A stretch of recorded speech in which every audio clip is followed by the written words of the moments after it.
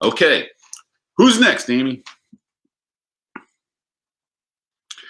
Dror, how are you doing? Good, excellent. I wish I could stay and listen more to Margot. She was amazing. I know I wanted to have Margot, but I knew somebody was sitting here, and it's you. And we got to do some coaching. Margot is somebody who's super impressive, and she's with the Osage Nation, which are in the Tulsa, Oklahoma area. We're relocated there. They were relocated there long ago, and against their will. And she is somebody who is just heavily involved in helping that tribe, and her family has for generations, that tribe and that nation be as strong as they can be. And I think you saw that through just her on the screen. She's such an impressive human. Yes. What's going on with you? What do you got happening?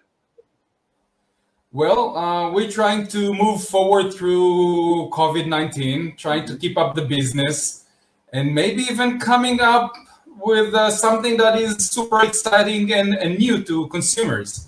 Remind me, what's the product and service? Who's the customer, and how do you make money? 30 seconds. Before that, I'll just remind you of something that you told me in Hi-Fi about 3 years ago. Yeah. And that was sale. Sell, and sell. Go sell. That's right. Revenue. So, exactly, revenues. And we were supposed to launch a new line of products in March. Okay. Perfect time. Perfect time. So now I'll go back and explain. So I'm Dror Tamir. I'm the co-founder and CEO of Hargle Food Tech.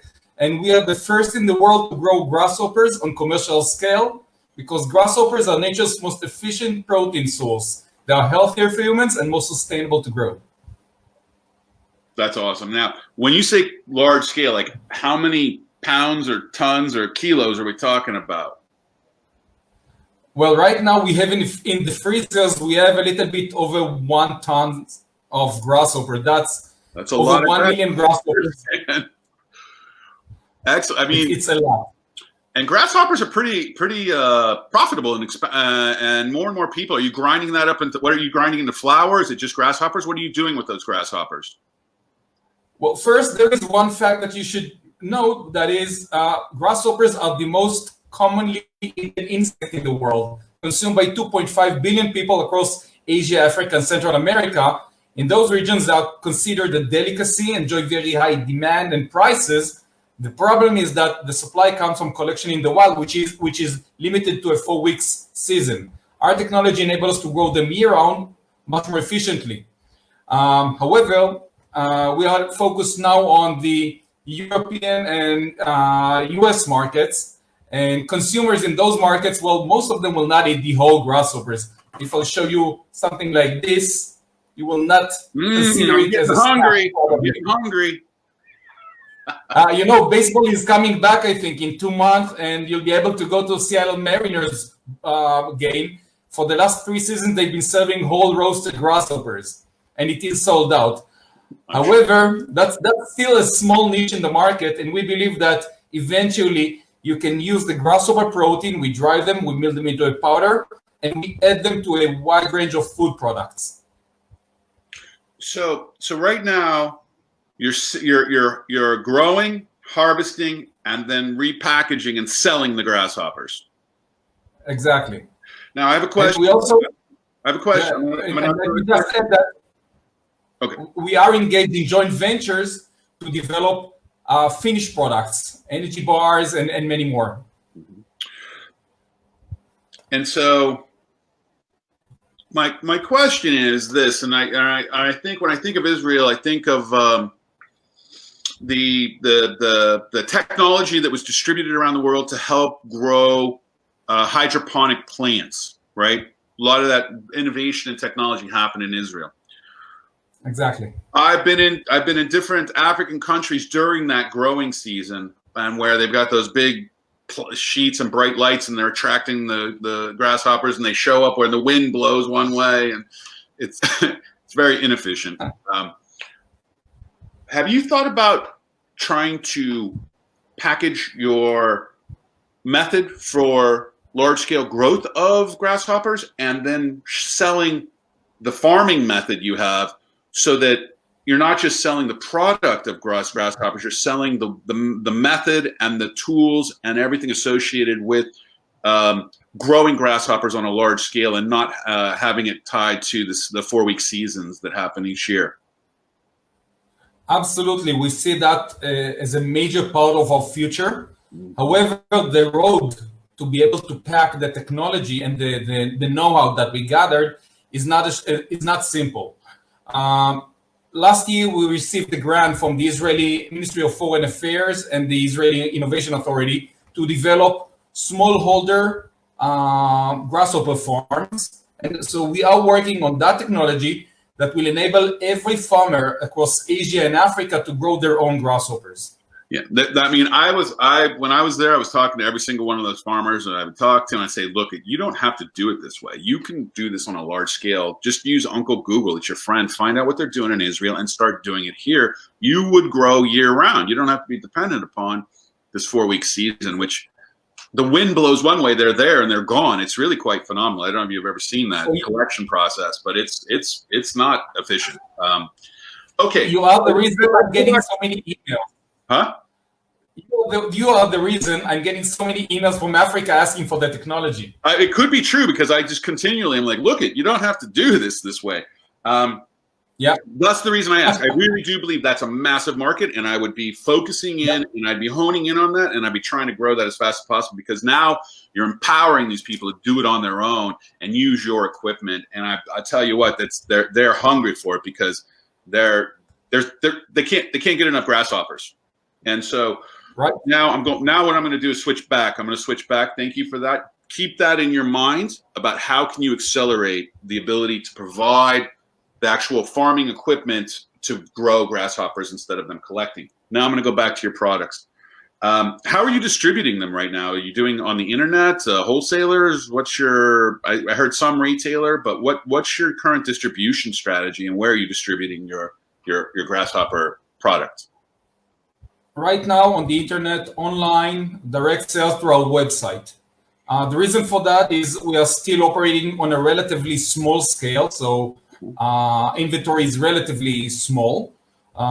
That's one. Second one, we identified niche markets or niche products that can generate very high margins for us, and we found a way to access those consumers directly. So for us, this is working very well right now. But it's still a fairly small amount of sales relative to what you want. We'll see in 2 days. Right. Here's one of my thoughts, and are you doing anything to, like, you're in an industry that a lot, much of the world, like US or other countries, don't understand, right? It's a grasshopper. What the heck are you eating a grasshopper for? But as you said, I think 2.8 billion, that's a good chunk of the 7.8 billion on the planet. That means 5 billion aren't eating. But what I'm getting at is this: when I've traveled and I started experimenting with different foods and trying grasshoppers and crickets and fried tarantulas and whatever I could, red ants.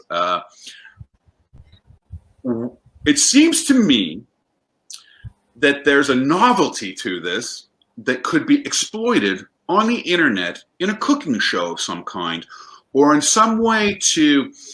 Did you ever see those videos for Squatty Potty? Squatty Potty. No. No. Okay. You look up these Squatty Potty videos. Literally, it's telling people, and there's unicorn, and you can poop unicorn poo, and there's a rainbow would come out, and it's fabulous, man. And it sold millions of Squatty Potties. Nobody knew they needed a Squatty Potty. The videos caught people and got their attention and got them hooked, because they were just so outrageous and so funny and so uncomfortable, because there was an uncomfortableness, because they're talking about people pooing, right? And so they use unicorn poo with a rainbow and an ice cream cone, and they're like, oh, it tastes so good. And you could do something like this with your crickets in the same sort of way. I'm saying the inspiration is Squatty Potty, but now you could do something with crickets in a similar way. So go check out the Squatty Potties, look for some inspiration. But what I'm trying to do is help you create a brand around your crickets that and and the brand is really around making it more fun and intriguing. Go ahead. Yeah. Grasshoppers, not crickets. What? Grasshoppers, not crickets. Grasshoppers. I'm sorry. Grasshoppers. Right. But let's build the brand. Yeah. Go ahead. Let's build the brand. Grasshoppers are kosher. Crickets are not. Right. Okay. That's important. Right. I didn't know that. So let's go back to what I was talking about. Coming up with some kind of video interactive thing that could catch people that is so outrageous and so different. And crickets are uncomfortable. Not crickets. Grasshoppers are uncomfortable for people to some degree to think about eating. And some people love them. And so, I don't know, there's something to this to create some kind of video that allows you to, or series of videos that allow you to kind of make fun of it in a way that's exciting, enticing, and I want to try it. And so, what do you think of this idea? I completely agree with you. And this is actually when we looked at the potential in the market, we tried to identify consumers that will be interested in the advantages in the added value of the product. Yeah. And let me share with you what we did, which is almost similar to what you suggested. Okay. The thing about grasshoppers, this is a theological insect. They are mentioned in the Bible as kosher. They are mentioned in the Quran. That was the food of Muhammad, the prophet. And they are mentioned in the New Testament. John the Baptist used to eat grasshoppers with honey. Mm-hmm. So if you think about it, although 300 plus million Americans are not eating grasshoppers, about 80 million evangelicals do want to eat like John the Baptist. So why not take this amazing creature, which is a little bit frightening, repackage it as food of John the Baptist, and offer them biblical protein energy bars with grasshopper protein. You got it, man. You just need to execute on that. Now, what's your URL? Where can people go to buy this product? Let's put it up on the screen here. Where can they go to learn more about your product, your grasshoppers? The website is biblicalprotein.com. As simple as that. It's not hargoal.com? No, it's a different brand. It's a different brand just for this specific issue. It's biblicalprotein.com. The website is up. The store will be up and running tomorrow. So in less than 24 hours, you'll be able to order products. Yeah. Great. And let me tell you something that is really surprising.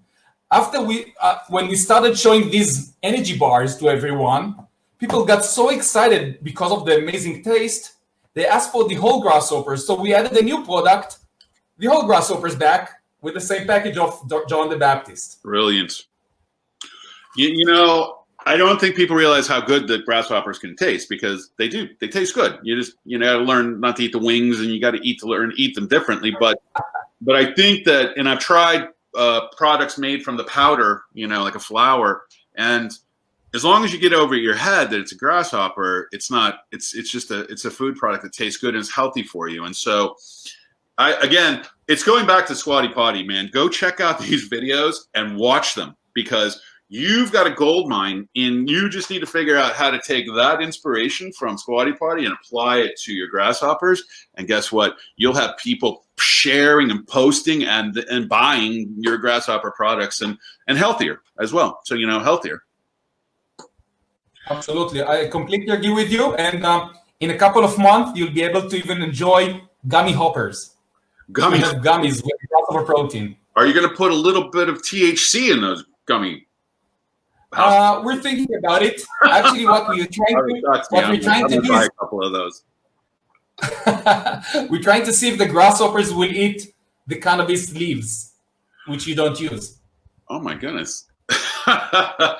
I see a great future. Come up with that hook. Come up with that video or that way of getting people to think different in a fun and exciting way. Uncomfortable way a little bit, but it draws them in, so they want to be part of it. They want to buy it, because grasshoppers, more and more people are going to buy grasshoppers. More and more businesses are also going into the business you're in right now. So I'm seeing more. There's more demand for grasshoppers, and there's more people trying to figure out how to create more products from grasshoppers. So you want to run and you want to brand that product. And I think you've got a great strategy. We'll check in with you again and see how progress goes. Thank you. Excellent. Thank you. We look forward to seeing it. Let us know when you got a video and we'll share it.